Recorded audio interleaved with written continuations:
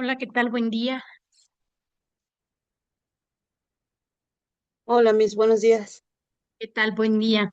Unos minutitos, esperamos a sus compañeros mientras les voy pasando a ustedes lista. ¿Dónde estás, Clau?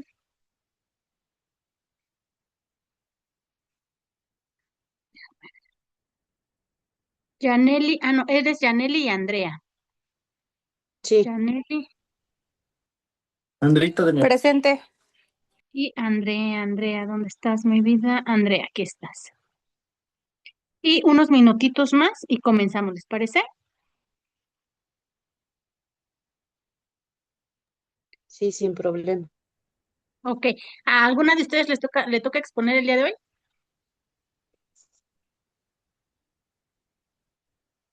¿No? Creo que le tocaba a otra compañera, no sé, pero me dijo que preparara la exposición si no estaba. Ok. Ujú. Le toca. Ah, sí está. Andrea. A ti, Andrea, te toca exponer el día de hoy. Si tienes tu exposición, Hilda.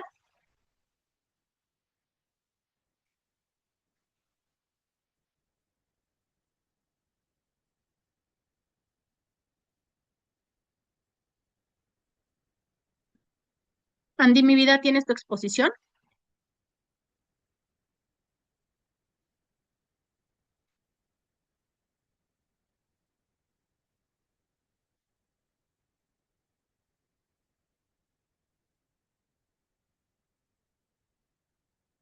Ok. Entonces, tú, Janes, si tienes la exposición del día de hoy, mi vida. Sí, sí la tengo, se la Ok. hice en video porque estoy Ah, ya a días de aliviarme y no sé qué día me vaya a tocar. ay, qué maravilla, no te preocupes. Enhorabuena. Muy bien, pues sí, damos unos minutitos en lo que se conectan tus compañeros. Y Andrea, no seas malita para regresando de vacaciones. El siguiente sábado no nos vemos. Nos vemos hasta el próximo, Andy, y te toca exponer la política educativa en el sexenio de Vicente Fox Quesada. ¿Ok? Andy, Sí, mis gracias. vale, unos 5 minutitos más y comenzamos, ¿vale? Yaneli, Nayeli te iba a decir. No, Nayeli, no. Vale, unos 5 minutitos y comenzamos. Sí.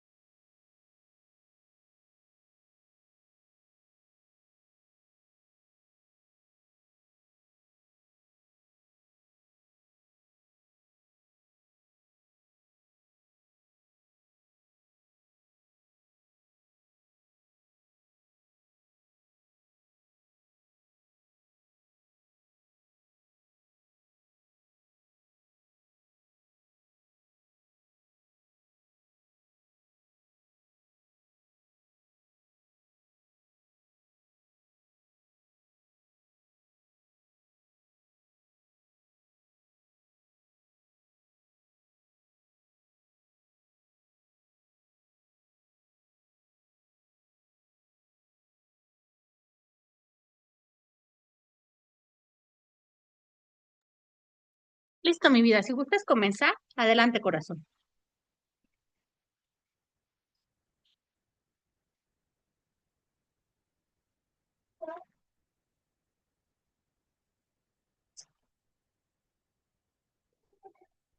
Ujú.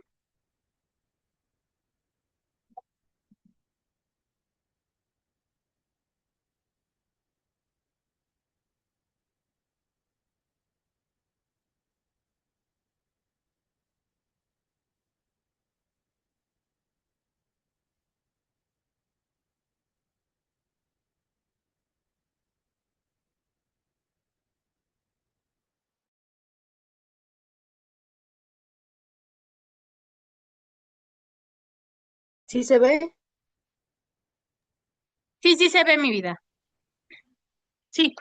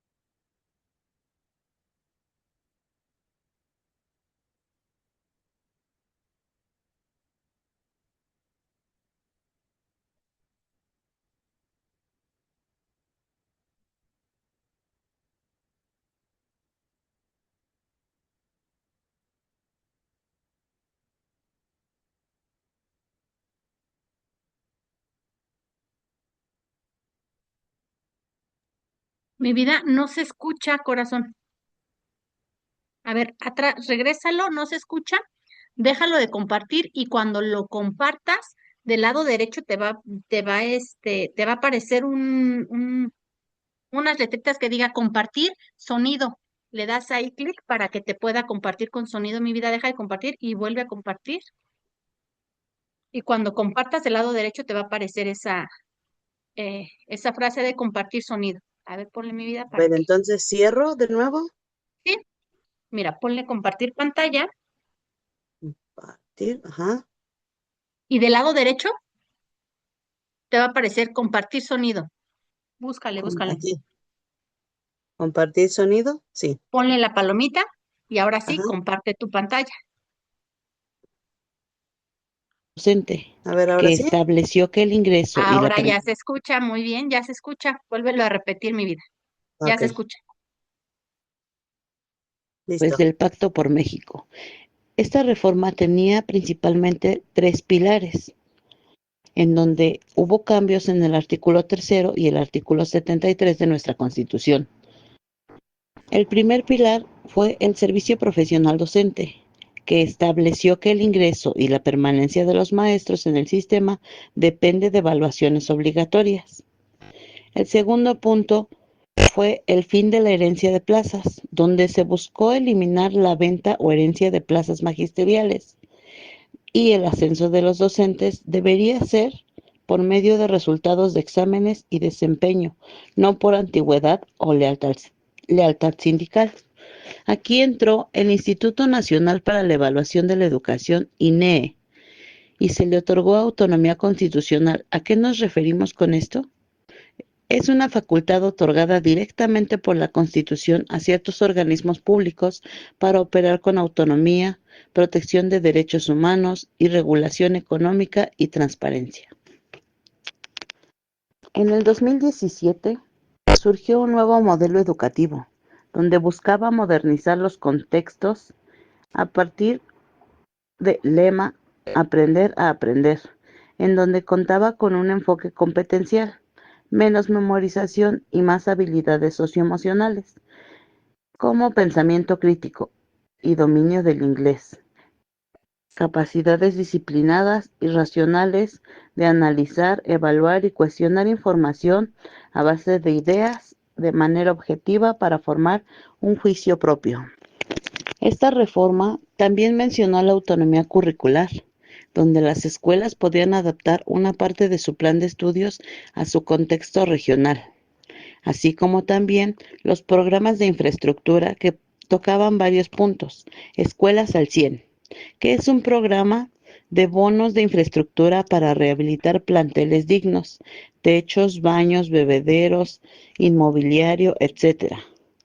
Escuelas de tiempo completo, donde se amplió la jornada de 4 a 6 y hasta 8 horas, incluyendo en varios casos servicio de alimentación, así como también un programa de inclusión digital, en donde entregó tablets y laptops, aunque este programa tuvo muchas críticas por falta de conectividad. Imagínense que entregó tablets y computadoras a las zonas rurales, pero estas no contaban con internet.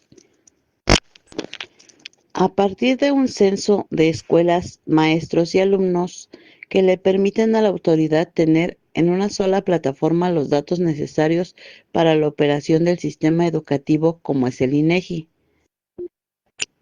Se creó 40,000 escuelas de tiempo completo, como ya lo mencionábamos hace rato, y hubo un progreso económico de maestros, en donde decían que el salario fuera justo con su desempeño.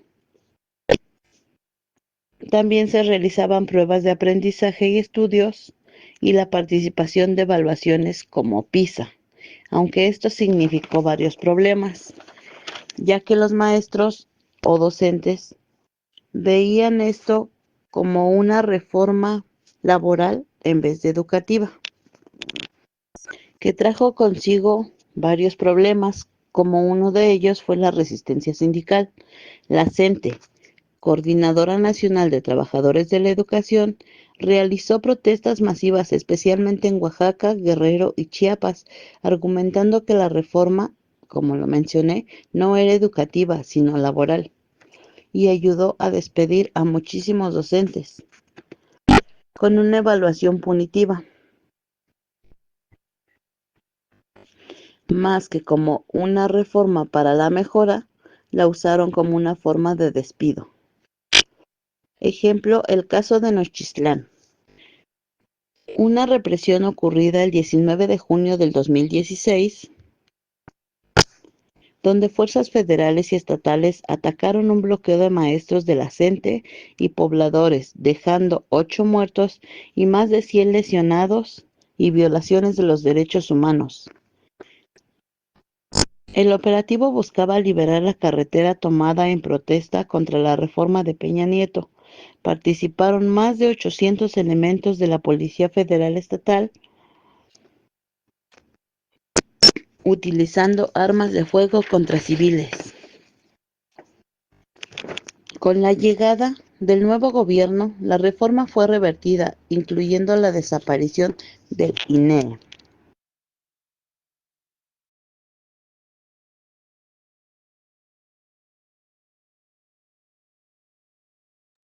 Me falta uno. Adelante, corazón. No menos importante, y dejamos hasta el último para hacer un hincapié a estos movimientos que en el sexenio de Enrique Peña Nieto estuvo marcado por una intensa movilización juvenil que pasó de la protesta digital a la toma de las calles. Estos movimientos no solo cuestionaron las políticas educativas, sino también la situación de derechos humanos y el papel de los medios de comunicación en México. Aquí tocamos 3 pilares de ese activismo estudiantil en ese periodo. Empezamos con el movimiento Yo Soy 132. Aunque técnicamente nació durante el periodo de su campaña, este movimiento surgió con la visita del entonces candidato a la Universidad Iberoamericana, generando rechazo por parte de los estudiantes. El 11 de mayo del 2012, estudiantes de la Universidad Ibero abuchearon a Peña Nieto tras ser llamados infiltrados por políticos. 131 estudiantes subieron un video mostrando sus credenciales,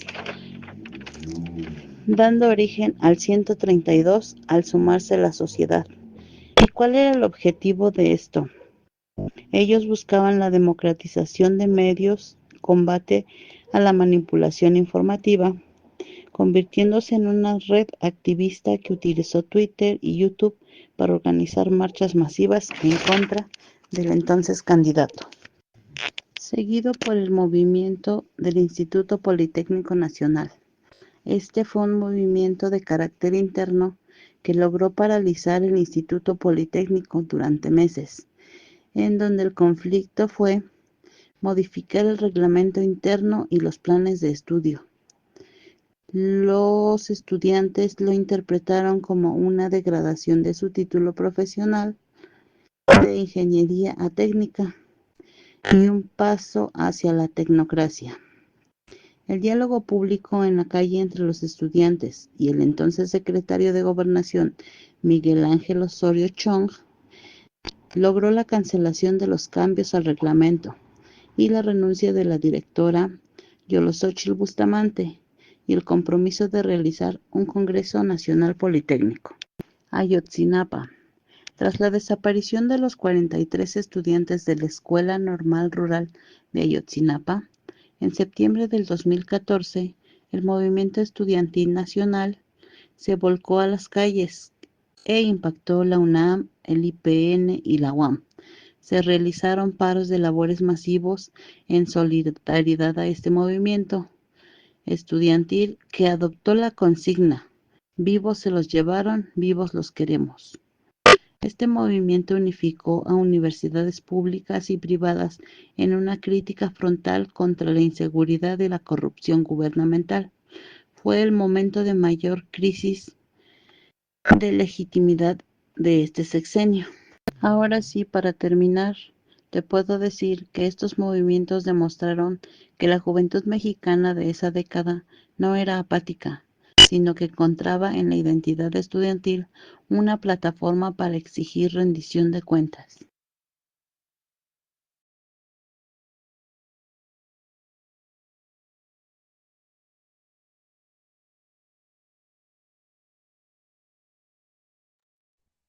Listo, Miss. Ok, fíjate qué interesante, ¿no? No sé, maestras, ustedes me dirán, ¿no?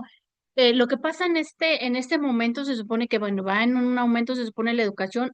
Hace 8 días nos quedamos con un crecimiento, sí, pero de Carlos Salinas de Gortari, pero orientado hacia el crecimiento del docente, algo muy curioso que pasa, ¿no? En este sexenio, donde pues el docente ya no es la prioridad, se busca, ¿no? Y a partir de estos sindicatos que ya también nos tienen a los docentes como que, bueno, sobre todo a los que ya tienen una plaza, que cuentan con su sindicato, ¿no? ¿Cómo se empieza a ver que estas reformas que se van creando al final del día pues eran para el despido masivo de muchos de los docentes, que tampoco como que tuvo un gran auge y sí hubo muchas manifestaciones, no sé si maestras, si ustedes recuerden que justamente en este gobierno hubo muchas manifestaciones, muchas incongruencias en este sentido de la educación, donde decían que efectivamente no entregaban apoyo de computadoras, ¿no? Y este tipo de equipo de cómputo hacia las escuelas que son, bueno, son rurales. Y de entrada habría que ver si tenían la luz necesaria para poder conectarlas. Y dos, el servicio de internet, esta brecha digital que pareciera que en México no existe. Por supuesto que existe, sobre todo en las escuelas rurales federales, donde no cuentan con lo mínimo para la educación, ¿no? Desde las bancas, los pizarrones, los salones hay medio adecuados y entonces esta incongruencia que se tiene en cuanto a la educación, que si bien es cierto es laica, gratuita y obligatoria, por supuesto, pero no en las mismas circunstancias. Es lo que a lo mejor el gobierno no te dice, que no todos cuentan con las mismas circunstancias para poder dar una educación de calidad, porque también hay una materia, no sé si ustedes ya pasaron por ella, que se llama calidad educativa, donde nos hablan que la calidad educativa también depende de los factores económicos y físicos, por ejemplo, una buena iluminación en el salón, un buen material para poder trabajar, un buen pizarrón, un proyector, un equipo de cómputo que nos permita a nosotros el poder ayudar a nuestros jóvenes a que aprendan estas nuevas estrategias y técnicas educativas que obviamente les van a permitir a ellos estar en la competencia laboral. Pero ¿cómo yo voy a de repente, ¿no? A mí me parece muy incongruente, a mí me saltó mucho lo del video de su compañera, de bueno, entrego las computadoras de entrada. Los maestros saben en este tiempo, saben utilizar las computadoras. ¿Qué tanto sabemos en la actualidad de inteligencia artificial? ¿Qué le podemos aportar a nuestros alumnos?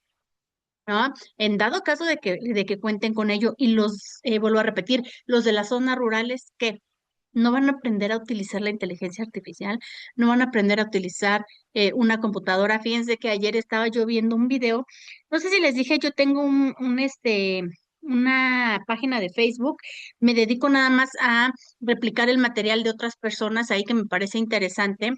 Y veía yo justamente, ahí por si igual quieren revisarla, se llama Maestra Laura, está la página para que la puedan revisar en Facebook. Me pareció muy interesante y decía el maestro de la zona rural, si mis alumnos no van al cine, el cine llega a mis alumnos. Entonces va el maestro rural, que muchas veces es lo que tiene que hacer, ¿no? Va el maestro rural, compra una pantalla grande y los niños se quedan, bueno, ¿esto qué es, no? Dicen, ah, mire, esta es una televisión, ay, maestro, es muy grande, sí, es muy grande, ¿no? El hecho de que, pues, no sepa, ¿no? El uso de las nuevas tecnologías, el uso de pantallas, pues imagínate tú si va a ser competente en el mundo laboral el día de mañana este alumno, ¿no? Preguntémonos eso.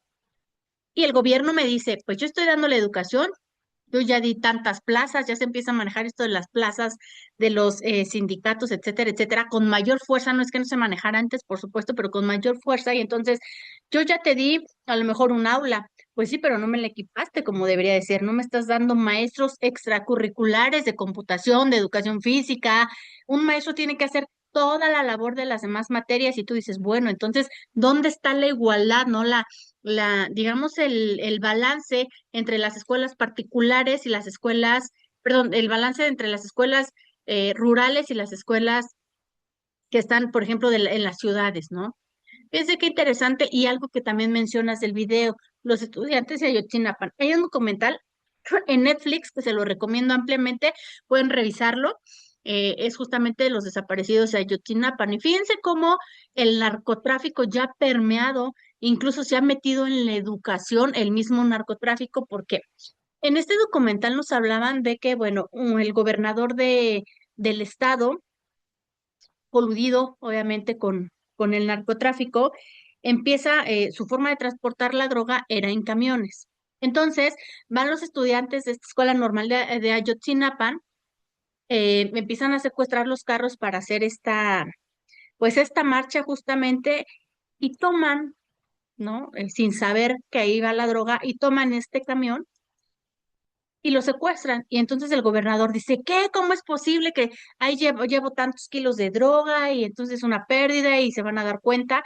Y es como si hiciéramos el retroceso de alguien, no sé aquí quién expuso, en México 68 justamente con el gobierno de Díaz Ordaz, ¿no? Que hace esta matanza a diestra y siniestra de estudiantes que pedían justamente que no subieran las colegiaturas, las inscripciones, que se conservara todavía la educación pública y no como un derecho y no como una digamos, como una necesidad que tuviera que cubrir el mismo estudiante. Lo mismo pasa en Ayotzinapa, nada más que con otros tintes. Estos tintes no son ni políticos ni económicos, más bien son que tienen que ver con el narcotráfico, o al menos eso te lo manejan en el documental, ¿no? Y entonces van y desaparecen a estos estudiantes, pues bueno, para que no sepan que el gobierno está como si no lo supiéramos, ¿no? Al final del día no sé, maestros, ¿no? Lo que está pasando en el México, no estamos como cegados y hacen esta matanza. Entonces, imagínate, el hecho de que mates estudiantes, ¿no? Y no combatas el crimen organizado, dice mucho del contexto en el que se está viviendo, triste y lastimosamente, aquí en México. No sé si tienen algún comentario, Andrea y Janely, a propósito de ello. No, nada más de hace ratito que sí, a nosotros como docentes a veces nos toca comprar el material para poder seguir las clases, porque el gobierno no da mucho. Y qué lamentable, porque al final del día Y fíjense, ¿no? Actualmente no quiero ir desligando, dijeran por ahí el chisme cachetón. Yo siempre tengo datos curiosos y el chisme cachetón para ustedes, maestras. Y lo que pasa también en Michoacán con este niño que mata a dos maestras. Yo sí, y lo digo, ¿no?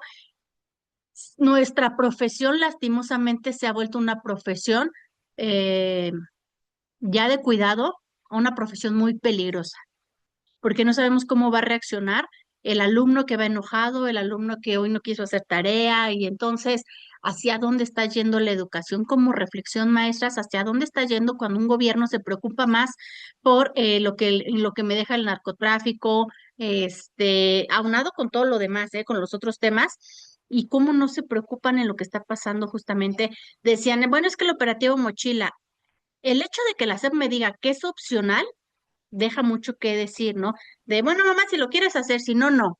Bueno, y entonces, ¿dónde está nuestra propia seguridad, maestros? Nada, o sea, nadie nos asegura que regresemos vivos a casa. Y en esta, es muy lamentable, ¿no? Porque estamos estudiando, somos gente de estudio, somos gente de trabajo y de repente que me digan, pues hoy no vas a llegar, permítame, se me está acabando la pila de mi.